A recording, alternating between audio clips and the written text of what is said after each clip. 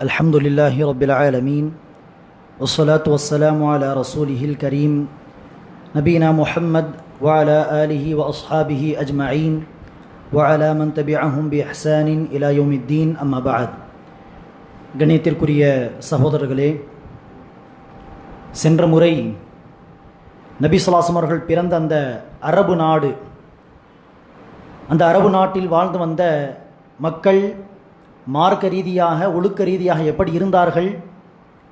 மார்க்க ரீதியாக என்று பார்த்தால் அல்லாஹ்வுக்கு இணை வைக்கக்கூடியவர்களாக, சிலைகளை வணங்கக்கூடியவர்களாக இருந்தார்கள். ஒழுக்க ரீதியாக பார்த்தால் பல வகையான பிரச்சனைகள், கலாச்சார சீரழிவுகளுக்கு மத்தியில் காட்டு மிராண்டித்தனமாக வாழ்ந்து வந்தார்கள். அத்தகைய காலகட்டத்தை ஜாஹிலியா என்று சொல்வோம் என்று சொல்லியிருந்தோம். அத்தகைய ஒரு காலகட்டத்தில் நபி ஸல்லல்லாஹு அலைஹி அவர்கள் மக்காவிலே பிறந்தார். நபி ஸல்லல்லாஹு அலைஹி அவர்கள் எந்த ஆண்டு பிறந்தார் என்று சொன்னால், அந்த காலகட்டத்தில் அரபு மக்களுக்கு ஒரு குறிப்பிட்ட கேலண்டர் என்பது கிடையாது. இந்த வருடம் பிறந்தார், அந்த வருடம் பிறந்தார் என்று ஒரு கணக்கு சொல்வதற்கு அந்த காலத்தில் அரபு மக்களுக்கு ஒரு கேலண்டர் என்கிற ஒரு கணக்கு இருந்திருக்கவில்லை. அவர்கள் என்ன செய்வார்கள்? ஏதாவது ஒரு ஃபேமஸான ஒரு சம்பவம், பிரபலமான ஒரு சம்பவத்தை அடிப்படையாக வைத்து அந்த சம்பவம் நடந்த ஆண்டு, அந்த சம்பவம் நடந்ததற்கு 2 ஆண்டுகள் முன்பு, 10 ஆண்டுகள் பிறகு என்று ஒரு சம்பவத்தை அடிப்படையாக வைத்துதான் ஒரு ஆண்டை அவர்கள் என்ன செய்வார்கள்? குறிப்பிட்டு சொல்வார்கள்.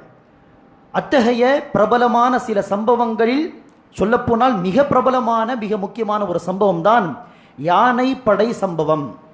அலம் தர கைஃப ஃபஅல ரப்புக பி அஸ்ஹாபில் ஃபீல், அந்த சூறாவில் அந்த சம்பவத்தை தான் அல்லாஹ் சுப்ஹானஹு வ தஆலா சுட்டி காட்டுகிறான். அந்த சம்பவம் என்ன?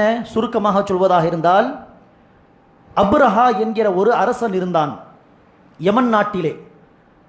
அபிசீனியா என்கிற நாட்டின் சார்பாக, ஹபஷா என்று சொல்வோமே, அந்த நாட்டின் சார்பாக நியமிக்கப்பட்ட ஒரு அரசன் அப்ரஹா யமன் நாட்டிலே. அவன் ஒரு நஸ்ரானி அரசன். அவன் நினைச்சுகிறான், மக்காவிலே பாலைவனத்திற்கு மத்தியில் ஒரு பழமை வாய்ந்த ஒரு கட்டடம், அதை பார்ப்பதற்கு மக்கள் தூரத்திலிருந்து வருகிறார்களே, அதற்கு ஈடாக யமன் நாட்டிலே பச்சையாக பல தோட்டங்களுக்கு மத்தியில் ஒரு அழகிய ஒரு கட்டடத்தை கட்டலாம், மக்கள் அங்கு செல்வதற்கு பதிலாக இங்கு வரட்டும் என்று பெரிய ஒரு கனீசா என்று சொன்னால் ஒரு சர்ச்சை கட்டுகிறான். ஆனால் கட்டி முடித்த பிறகும் யாரும் என்ன செய்யவில்லை? அந்த கட்டடத்தை பார்ப்பதற்காக வேண்டி வரவில்லை. மாறாக அதே பழமை வாய்ந்த பாலைவனத்திற்கு மத்தியில் உள்ள அந்த காபாவை நோக்கி தான் மக்கள் செல்வார்கள் ஹஜ் செய்வதற்கு. இஸ்லாத்திற்கு முன்பும் ஹஜ் செய்யக்கூடிய பழக்கம் அந்த மக்கள் மத்தியில் இருந்தது. எனவே இதை கண்ட அந்த அபரஹா கோபம் அடைந்து என்ன செய்கிறான்? அந்த காபாவை இடித்துவிட வேண்டும் என்று சொல்லி ஒரு படையை திரட்டி, ஒரு யானையை, பல யானைகள் கிடையாது, ஒரே ஒரு யானை பல மக்கள் என்று யானை படையை அழைத்து மக்காவை நோக்கி வருகிறான். மக்காவை நோக்கி வரும் பொழுது ரசூல் ஸல்லல்லாஹு அலைஹி வஸல்லம் அவர்களுடைய பாட்டனார், ரசூலுடைய தாத்தா அப்துல் முத்தலிப் அவர்களுக்கு சொந்தமான ஒட்டகங்களை எல்லாம் அபகரித்து விட்டு பல மக்களை அச்சுறுத்தி பயமுடுத்தி மக்காவை நோக்கி வருகிறான். அப்போது அப்துல் முத்தலிப் அவர்கள், ரசூலுடைய பாட்டனார், அப்ரஹாவை சந்தித்து பேசுவதற்காக அப்ரஹாவுடைய டென்ட்டிலே வருகிறார்கள். வரும் பொழுது அவன் யோசிக்கிறான், காபாவை இடிக்க வேண்டாம் என்பதை குறித்து பேச வருகிறான் என்று. ஆனால் வந்த அப்துல் முத்தலிப், ரசூலுடைய தாத்தா அவர்கள் அதை குறித்து பேசவே இல்லை. மாறாக, எனக்கு சொந்தமான ஒட்டகங்களை நீங்கள் தந்துவிடுங்கள், என்னுடைய ஒட்டகங்களை நீங்கள் ஏன் அபகரித்தீர்கள் என்று தன்னுடைய ஒட்டகங்களை குறித்து பேசும் பொழுது அவன் சொல்கிறான், காபத்துல்லாவை குறித்து பரிந்துரை பேசுவதற்காக வேண்டி, சிபாரிசு செய்வதற்காக வருகிறேன் என்று நான் எண்ணினேனே. அதற்கு அவர்கள் சொன்னார்கள், அது அல்லாஹுடைய வீடு, அல்லாஹுடைய வீட்டை அல்லாஹ் பாதுகாத்துக் கொள்வான், எனக்கு சொந்தமான ஒட்டகங்களை நான் தான் பாதுகாக்க வேண்டும் என்று சொல்லி தனக்கு சொந்தமான ஒட்டகங்களை வாங்கிவிட்டவர்கள் சென்று விட்டார்கள். அந்த அபரஹா அடுத்த நாள் காபாவை இடிக்கக்கூடிய விஷயத்தில் அவன் உறுதியாக இருக்கிறான் என்று பார்த்து அப்துல் முத்தலிப் என்ன செய்தார்கள்? மக்காவாசிகளை எல்லாம் அழைத்து, நாளை அந்த அரசன் காபாவை இடிக்க வேண்டும் என்கிற விஷயத்திலே தீவிரமாக இருக்கிறான், அவன் பின்வாங்கும் விதமாக நான் அவனை பார்க்கவில்லை, எனவே எல்லோரும் மக்காவை விட்டு மக்காவை காலி செய்து சுத்தி இருக்கக்கூடிய மலைகளை நோக்கி சென்று விடலாம் என்று மக்கா வாசிகளை எல்லாம் அழைத்தெனுச்சுகிறார்கள். அப்துல் முத்தலிப் அவர்கள் சொல்கிறார்கள், என்ன காரணம்? இவன் காபத்துல்லாவை இடிக்க வந்தால் நிச்சயம் அல்லாஹ்வின் புறத்திலிருந்து ஒரு வேதனை வரும் என்கிற விஷயத்திலே அந்த அளவிற்கு ஒரு உறுதியான நம்பிக்கை. இனி மக்காவாசிகளை எல்லாம் அழைத்து மலைகளை நோக்கி எல்லோரும் சென்று விட்டார்கள். அடுத்த நாள் அந்த அப்ரஹா காபாவை இடிப்பதற்காக வேண்டி படையை அழைத்து செல்கிறான். அந்த நேரம் அந்த யானை என்ன செய்கிறது? எழுந்து நிற்க மறுக்கிறது. வேறு திசைகளை, காபாவை விட்டு மற்ற திசைகளை நோக்கி அவனுடைய தலையை, யானையின் தலையை திருப்பி அழைத்தால் எழுந்து நிற்கக்கூடிய அந்த யானை காபாவை நோக்கி அந்த யானை அழைக்கும் பொழுது ஏற்க மறுக்கிறது. இருந்தாலும் எப்படியோ கஷ்டப்பட்டு அந்த படையை எடுத்து காபாத்துல்லாவை இடிக்க அவன் முற்படும் பொழுது அல்லாஹ் சுப்ஹானஹு வ தஆலா பறவைகளுடைய ஒரு கூட்டத்தை அனுப்புகிறான்.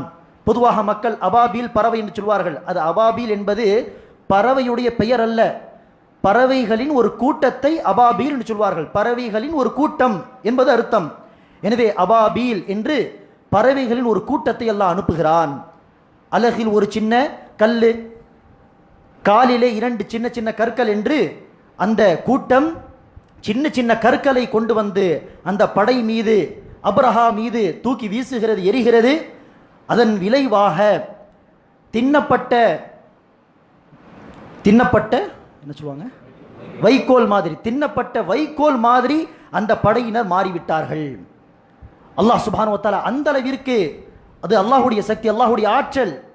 அந்த பறவைகள் தூக்கி வீசக்கூடிய சின்ன கற்களால் என்ன நடக்கும் என்று நம்முடைய அறிவு சொல்லலாம். ஆனால் அல்லாஹ் சுப்ஹானஹு வ தஆலா அந்த சின்ன கற்களை வைத்து அவர்களை அழித்து விட்டான். அதில் சிலர் தாக்கப்பட்ட நிலையில் உடனே இறந்து போகவில்லை. அதில் அப்ரஹாவும் ஒருவன். அவர்கள் தப்பித்து ஓடுகிறார்கள் யமன் நாட்டை நோக்கி. ஓடும் பொழுது பயணிக்கிறார்கள். அந்த பயணத்திலே அப்ரஹா அவனை போன்ற மற்ற மக்களுடைய உடம்பில் இருந்து பகுதிகள், உடம்பின் அங்கங்கள் எல்லாம் கொஞ்சம் கொஞ்சமாக கீழே விழுந்து விழுந்து யமன் நாட்டை அடைய முடியாமல் வழியிலே எல்லோரும் நாசமாகி விட்டார்கள், அழிந்து விட்டார்கள் என்று வரலாற்று ஆசிரியர்கள் இந்த சம்பவத்தை பதிவு செய்கிறார்கள். இப்படி அல்லாஹ் சுப்ஹானஹு வ தஆலா தன்னுடைய இல்லத்தை, கஅபாவை பாதுகாக்கிறான். எனவே இந்த சம்பவம் அரபு நாட்டு மக்கள் மத்தியில் மாத்திரமல்ல, அரபு நாட்டுக்கு வெளியிலும் மக்கள் இதை குறித்து பரவலாக அந்த காலத்தில் பேசி வந்தார்கள். மிக பிரபலமான ஒரு சம்பவம், மிக முக்கியமான ஒரு சம்பவம். இந்த சம்பவத்தை அடிப்படையாக வைத்துதான் மக்கள் என்ன செய்வார்கள்? யானை படை சம்பவம் நடந்த அந்த ஆண்டு, யானை படை சம்பவம் நடந்ததற்கு 10 ஆண்டுகள் முன்பு, 2 ஆண்டுகள் பிறகு என்று அந்த சம்பவத்தை அடிப்படையாக வைத்துதான் ஒரு ஆண்டை என்ன செய்வார்கள்? குறிப்பிட்டு சொல்வார்கள். அப்படி சொல்வதாக இருந்தால் நபி ஸல்லல்லாஹு அலைஹி வஸல்லம் அவர்கள் அந்த சம்பவம் நடந்த ஆண்டுதான் பிறந்தார்கள். இந்த யானை படை சம்பவம் எந்த ஆண்டு நடந்ததோ அந்த ஆண்டுதான் நபி ஸல்லல்லாஹு அலைஹி வஸல்லம் அவர்கள் பிறந்தார்கள். சரி, எந்த மாதம்? ரபியுல் அவ்வல் மாதம். எந்த தேதி? இந்த தேதி என்கிற விஷயத்திலே வரலாற்று ஆசிரியர்கள் மத்தியிலே கருத்து வேறுபாடு இருக்கிறது. சிலர் சொல்வார்கள் 8ஆம் தேதி, சிலர் சொல்வார்கள் ரபியுல் அவ்வல் 9, சிலர் சொல்வார்கள் ரபியுல் அவ்வல் 10, 11, 12 என்று பல கருத்துகள் உண்டு. அதில் பிரபலமான ஒரு கருத்து என்ன? ரபியுல் அவ்வல் 12. ரசூல் அவர்கள் பிறந்ததும் ரபியுல் அவ்வல் 12, இறந்ததும் ரபியுல் அவ்வல் 12 என்று சொல்வார்கள். பிரபலமான ஒரு கருத்து. ஆனால் ஆய்வு செய்து பார்த்தால் ரபியுல் அவ்வல் 12 என்பது சாத்தியப்படாத ஒரு தேதியாகும். ரபியுல் அவ்வல் 12 ரசூல் அவர்கள் பிறந்திருக்க வாய்ப்பே கிடையாது. ஏன் வாய்ப்பு கிடையாது? நபி ஸல்லல்லாஹு அலைஹி வஸல்லம் அவர்கள் திங்கள் கிழமை பிறந்தார்கள் என்பதில் சந்தேகம் இல்லை. ஏனெனில் ரசூல் ஸல்லல்லாஹு அலைஹி வஸல்லம் அவர்கள் திங்கள் கிழமை, வியாழக்கிழமை நோன்பு பிடிப்பார்கள். எதற்காக நீங்கள் நோன்பு பிடிக்கிறீர்கள் இந்த 2 நாட்களில் என்று கேட்கப்பட்ட போது ரசூல் அவர்கள் சொன்ன பதில் என்ன? அந்த நாள்தான் நம்முடைய அமல்கள் அல்லாஹ்விடம் சமர்ப்பிக்கப்படுகிறது. எனவே என்னுடைய அமல்கள் அல்லாஹ்விடம் சமர்ப்பிக்கப்படும் பொழுது நான் ஒரு நோம்பாளியாக இருக்க விரும்புகிறேன் என்று ரசூல் அவர்கள் சொன்னார்கள். அதே போன்றுதான் திங்கள் கிழமை நோன்பை குறித்து ரசூல் அவர்கள் சொன்ன இன்னொரு காரணம் என்ன?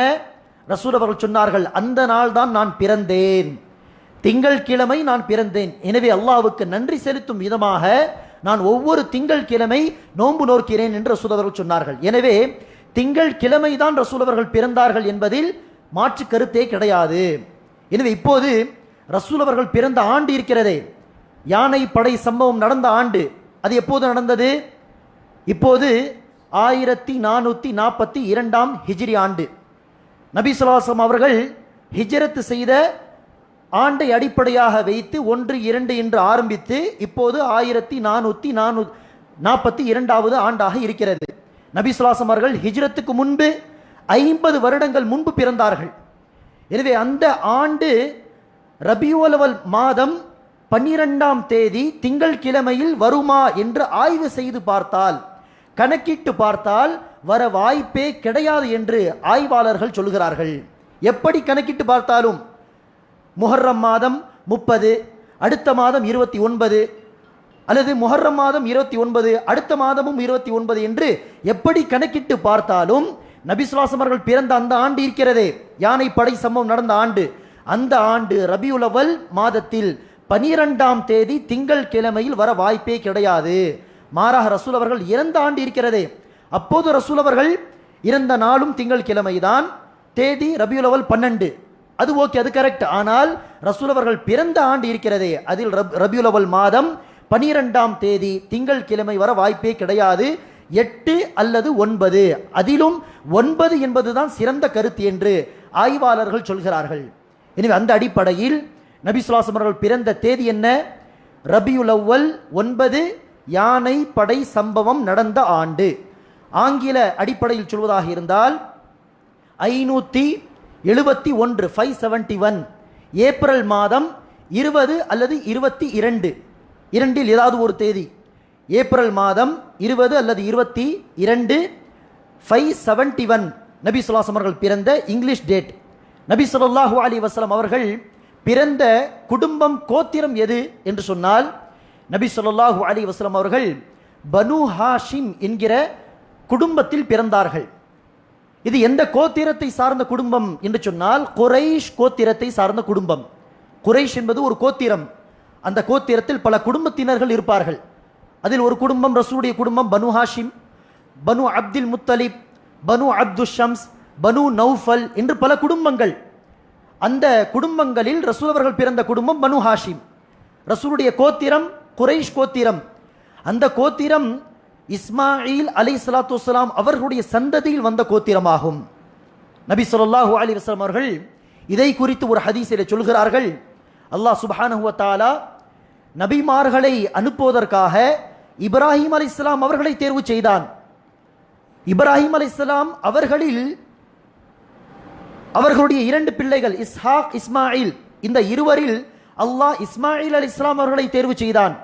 இஸ்மாயில் அலைஹிஸ்ஸலாம் அவர்களுடைய சந்ததியில் கினானா என்கிற ஒரு பெரிய குலத்தை அல்லாஹ் சுப்ஹானஹு வ தஆலா தேர்வு செய்து, கினானா என்கிற குலத்தில் குரைஷ் என்கிற கோத்திரத்தை அல்லாஹ் தேர்வு செய்து, குரைஷ் என்கிற கோத்திரத்தில் பனு ஹாஷிம் என்கிற குடும்பத்தை தேர்வு செய்து, பனு ஹாஷிமில் இருக்கக்கூடிய பல மக்களில் அல்லாஹ் என்னை நபியாக தேர்வு செய்தான் என்று நபி ஸல்லல்லாஹு அலைஹி வஸல்லம் அவர்கள் சொல்கிறார்கள். எனவே நபி ஸல்லல்லாஹு அலைஹி வஸல்லம் அவர்கள் பிறந்த குடும்பம் பனு ஹாஷிம், ரசூலுடைய கோத்திரம் குரைஷ், ரசூல் ஸல்லல்லாஹு அலைஹி வஸல்லம் அவர்களுடைய குலம் என்று சொன்னால் கினானா. அந்த கினானா என்கிற கோத்திரம் எந்த சந்ததியில் வந்தது என்று சொன்னால், இஸ்மாயில் அலைஹிஸ்ஸலாம் அவர்களுடைய சந்ததியில் வந்தவர்கள். இஸ்மாயில் அலைஹிஸ்ஸலாம் அவர்கள் இப்ராஹிம் அலைஹிஸ்ஸலாம் அவர்களுடைய மகன். எனவே அல்லாஹ் சுப்ஹானஹு வ தஆலா இறுதி தூதர் என்கிற அந்த சிறப்பை இஸ்மாயில் அலைஹிஸ்ஸலாம் அவர்களுடைய சந்ததிக்கு வழங்கினான். இஸ்ஹாக் அலைஹிஸ்ஸலாம் அவர்கள் பொறுத்தவரையில் இஸ்ஹாக் அலைஹிஸ்ஸலாம் அவர்களுடைய சந்ததியில் எல்லா நபிமார்கள் வந்தார்கள் ஈசா அலைஹிஸ்ஸலாம் வரை. இஸ்ஹாக் அலைஹிஸ்ஸலாமுக்கு பிறகு யாக்கூப் அலைஹிஸ்ஸலாம் அவருடைய மகன், யாக்கூப் அலைஹிஸ்ஸலாமுடைய மகன் யூசுப் அலைஹிஸ்ஸலாம், யூசுப் அலைஹிஸ்ஸலாமுக்கு பிறகு பல வருடங்களுக்கு பிறகு மூசா அலைஹிஸ்ஸலாம், ஹாரூன் அலைஹிஸ்ஸலாம், யூனுஸ் அலைஹிஸ்ஸலாம், சுலைமான் அலைஹிஸ்ஸலாம், தாவூத் அலைஹிஸ்ஸலாம் என்று எல்லா பனி இஸ்ராயில் நபிமார்கள் இஸ்ஹாக் அலைஹிஸ்ஸலாமுடைய குடும்பத்தில் வந்தார்கள். ஆனால் இறுதி தூதர் இஸ்மாயில் அலைஹிஸ்ஸலாத்து வஸ்ஸலாம் அவர்களுடைய குடும்பத்தில் வந்தார்கள். எனவே அந்த குடும்பத்தில் ரசூல் அவர்கள் பிறந்தார். நபி ஸல்லல்லாஹு அலைஹி வஸல்லம் அவர்கள் பிறப்பதற்கு முன்பே ரசூலுடைய தந்தை அப்துல்லா அவர்கள் ஏற்கனவே இறந்து விட்டார்கள். ரசூல் ஸல்லல்லாஹு அலைஹி வஸல்லம் அவர்கள் பிறப்பதற்கு முன்பே 3-4 மாதங்கள் முன்பு ரசூல் அவர்களுடைய தந்தை அப்துல்லா அவர்கள் இறந்து விட்டார். நபி ஸல்லல்லாஹு அலைஹி வஸல்லம் அவர்கள் ஒரு யதீமாக, ஒரு அனாதையாக பிறந்தார்கள். இதை தான் அல்லாஹ் சுப்ஹானஹு வ தஆலா துஹா அத்தியாயத்தில் சுட்டி காட்டுகிறான். அலம் யஜிதுக யதீமன் ஃபஆவா, உங்களை ஒரு அனாதையாக அல்லாஹ் சுப்ஹானஹு வ தஆலா கண்டு உங்களுக்கு ஒரு அடைக்கலத்தை தரவில்லையா எனவே ஒரு அனாதையாக ரசூல் ஸல்லல்லாஹு அலைஹி வஸல்லம் அவர்கள் பிறந்தார். ரசூலுடைய பிறப்பை குறித்து பல பலவீனமான பல பொய்யான செய்திகளை மக்கள் சொல்வார்கள். ஒன்று என்ன, ரசூல் அவர்கள் பிறப்பால் ஹத்தனா செய்யப்பட்டு பிறந்தார்கள். நபி ஸல்லல்லாஹு அலைஹி வஸல்லம் அவர்கள் பிறந்தபோது மஜூசியர்கள், நெருப்பு வணங்கிகள், பல நாட்களாக பல வருடங்களாக வணங்கி வந்த அணையாத நெருப்பு திடீரென்று அணைந்து விட்டது. நபி ஸல்லல்லாஹு அலைஹி வஸல்லம் அவர்கள் பிறந்த அந்த நாள் பல சிலைகள் தானாகவே உடைந்து கீழே விழுந்து விட்டது. நபி ஸல்லல்லாஹு அலைஹி வஸல்லம் அவர்கள் பிறந்த நாள் பல ஷிர்க் செய்யக்கூடிய வணக்கஸ்தலங்கள் தானாக தடைமட்டமாகி விட்டது என்று பல செய்திகளை சொல்வார்கள். இது எல்லாமே பொய்யான செய்திகள் அல்லது பலவீனமான செய்திகள். இதையெல்லாம் சொல்ல தேவையில்லை. நபி ஸல்லல்லாஹு அலைஹி வஸல்லம் அவர்கள் பிறந்தபோது நடந்த ஒரு உண்மையான சம்பவம் என்னவென்றால், ரசூல் ஸல்லல்லாஹு அலைஹி வஸல்லம் அவருடைய தாயார் ஆமீனா அவர்கள் நபி ஸல்லல்லாஹு அலைஹி வஸல்லம் அவர்கள் பிறந்தபோது தன்னுடைய வயிற்றிலிருந்து ஒரு ஒளி வெளியேறுவதாக பார்த்தார்கள். அந்த ஒளியால் ஷாம் நாடு, சிரியா என்கிற அந்த ஷாம் நாடே ஒளிமயமாக மாறிவிட்டது என்று ஆமீனா அவர்கள் ஒரு கனவு கண்டதாக அல்லது கண்கூடாக பார்த்ததாக ஒரு செய்தி வருகிறது. இது ஒரு ஆதாரபூர்வமான செய்தி. அது என்ன, நபி ஸல்லல்லாஹு அலைஹி வஸல்லம் அவர்களால் குர்ஆன் ஹதீஸுடைய கல்வி பரவி ஷாம் நாட்டில் அந்த காலத்தில் ஷிர்க், அல்லாஹ்வுக்கு இணை வைப்பதிலே தலையாக இருந்த ஒரு நாடு அது. அந்த நாட்டில் இருந்தால் முதலாக அமர் பின் லுஹை என்பவன் என்ன செய்தான் என்று சொன்னோம், ஹுபல் என்கிற சிலையை கொண்டு வந்தான் என்று சொன்னோம். ஆனால் அந்த நாடு வரை தௌஹீதுடைய பிரச்சாரம் பரவும், தௌஹீதுடைய ஒளி பரவும் என்பதற்கான ஒரு எடுத்துக்காட்டு அந்த கனவு. எனவே அது ஒரு உண்மையான சம்பவம் என்று சொல்லலாம். எனவே ரசூல் ஸல்லல்லாஹு அலைஹி வஸல்லம் அவர்கள் பிறந்தார்கள். பிறந்த பிறகு ரசூல் ஸல்லல்லாஹு அலைஹி வஸல்லம் அவர்களுடைய பாட்டனார் அந்த காலத்தில் யாருமே வைக்காத ஒரு பெயரை, முஹம்மத் என்கிற பெயரை நபி ஸல்லல்லாஹு அலைஹி வஸல்லம் அவர்களுக்காக சூட்டுகிறார். முஹம்மது என்று சொன்னால் என்ன அர்த்தம்? புகழுக்குரியவர், புகழப்பட்டவர். எனவே இந்த பெயரை வைக்கிறார். நபி ஸல்லல்லாஹு அலைஹி வஸல்லம் அவர்களுக்கு ஆரம்பத்தில் பாலூட்டியவர்கள் யார் என்று சொல்லி பார்க்கும் பொழுது சுவைபா என்கிற ஒரு பெண்மணி, சுவைபா என்கிற பெண்மணி ரசூல் ஸல்லல்லாஹு அலைஹி வஸல்லம் அவர்களுக்கு ஆரம்பத்தில் பாலூட்டினார்கள். அடுத்து ரசூல் ஸல்லல்லாஹு அலைஹி வஸல்லம் அவர்களுக்கு பல வருடங்கள் தொடர்ந்து பாலூட்டியவர்கள் யார்? இது பிரபலமான செய்தி. ஹலீமா சஅதியா, பனு சஅத் என்கிற கோத்திரத்தை சார்ந்த ஹலீமா என்கிற ஒரு பெண்மணி. அந்த காலத்தில் அரபு மக்களில் ஒரு பழக்கம் இருந்தது. மக்காவில் ஒரு குழந்தை பிறந்தால் கிராமப்புறத்திலிருந்து சில பெண்களை அழைத்து அந்த கிராமப்புறத்திலிருந்து வரக்கூடிய பெண்களிடம் தன்னுடைய குழந்தைகளை ஒப்படைத்து காசுக்காக வேண்டி காசை அவர்களுக்கு கூலியாக தந்துவிட்டு தன்னுடைய குழந்தைகளை அந்த பெண்களிடம் ஒப்படைத்து விடுவார்கள். அந்த பெண்கள் கிராமத்துக்கு எடுத்து சென்று அந்த குழந்தைகளை வளர்ப்பார்கள். எதற்காக, என்ன காரணம் என்று சொன்னால், அந்த காலத்தில் மக்கா என்பது ஒரு நகரம். நகரம் என்று சொன்னால் நீங்களே பார்த்து இருக்கலாம், நகரத்தில் வளரக்கூடிய குழந்தைகளை விட கிராமப்புறத்தில் வளரக்கூடிய குழந்தைகளிடம் தைரியம் அதிகமாக இருக்கும். இருட்டை பார்த்து பயப்பட மாட்டார்கள். தனியாக எங்கு வேண்டுமென்றாலும் சென்று வந்து விடுவார்கள். ஆனால் நகரத்தில் வாழக்கூடிய குழந்தைகளுக்கு பயம் இருக்கும். இருட்டை பார்த்தால் பயம், தனியாக போக வேண்டும் என்று சொன்னால் பயம். வீட்டில் கூட பாத்ரூமுக்கு தனியாக போக மாட்டார்கள், யாராவது நின்றால் தான் போவார்கள். இது நகரத்தில் வளரக்கூடிய குழந்தைகளுடைய நிலைமை. ஆனால் கிராமத்தில் தைரியசாலியாக வளருவார்கள். அதே போல் அந்த காலத்தில் கிராமத்தில் இருக்கக்கூடிய மக்களுடைய அரபி தான் மிக சிறந்த அரபியாக இருக்கும். அரபி பேசுவதில் புலமை பெற்றவர்களாக இருப்பார்கள். சர்வ சாதாரணமாக கவிதை பாடுவார்கள்.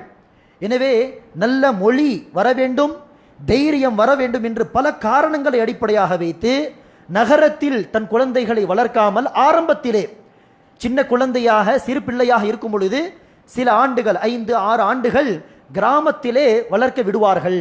இந்த பழக்கம் இருந்தது. அந்த அடிப்படையில் நபி ஸல்லல்லாஹு அலைஹி வஸல்லம் அவர்கள் பிறந்தார்களே அந்த ஆண்டு கிராமப்புறத்திலிருந்து சில பெண்கள் வருகிறார்கள்.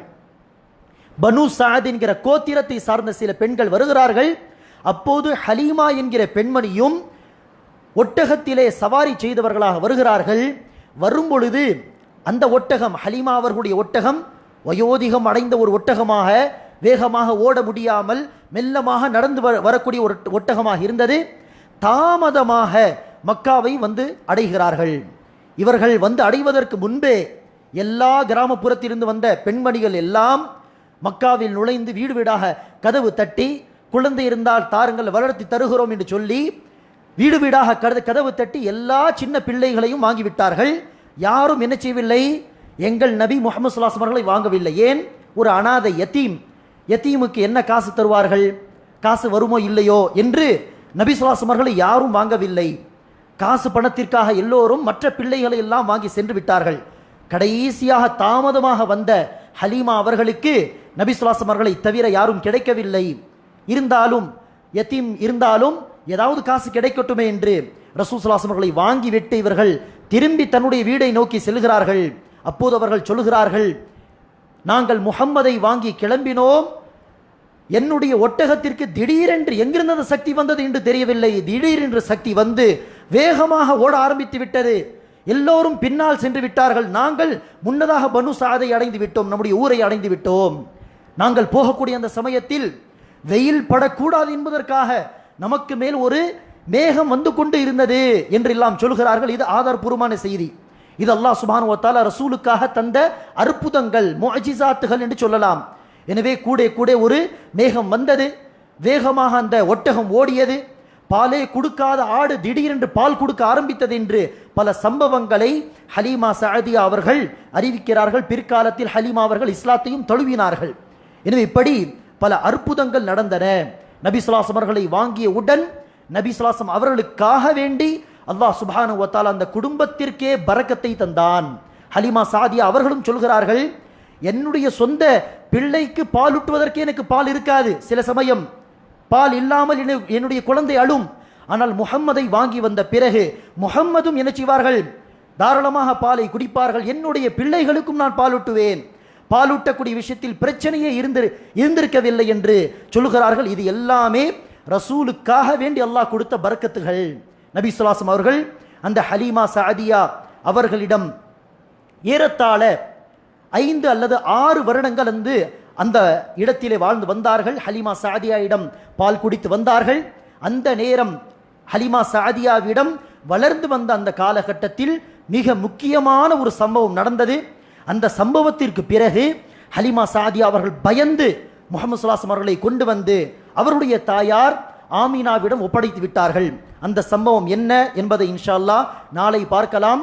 மேலும் நபி ஸல்லல்லாஹு அலைஹி வஸல்லம் அவர்கள் சிறு வயதிலே எப்படி வளர்ந்தார்கள், அவர்களுடைய சிறு பருவத்தில் நடந்த முக்கியமான சம்பவங்கள் என்ன, நபி ஸல்லல்லாஹு அலைஹி வஸல்லம் உடைய திருமண வாழ்க்கை என்று பல விஷயங்களை அல்லாஹ் சுப்ஹானஹு வ தஆலா நாடினால் அடுத்த முறை பார்க்கலாம். அல்லாஹ் சுப்ஹானஹு வ தஆலா நம் எல்லோருக்கும் நபி ஸல்லல்லாஹு அலைஹி வஸல்லம் அவர்களுடைய வாழ்க்கையை படித்து நபி ஸல்லல்லாஹு அலைஹி வஸல்லம் உடைய அழகிய முன்மாதிரியை பின்பற்றக்கூடிய பாக்கியத்தை தந்தொரு புரிவானாக. ஆமீன். வாஹிரு தஅவானா அல்ஹம்துலில்லாஹி ரப்பில் ஆலமீன். அஸ்ஸலாமு அலைக்கும் வரஹ்மத்துல்லாஹி வபரகாத்துஹு.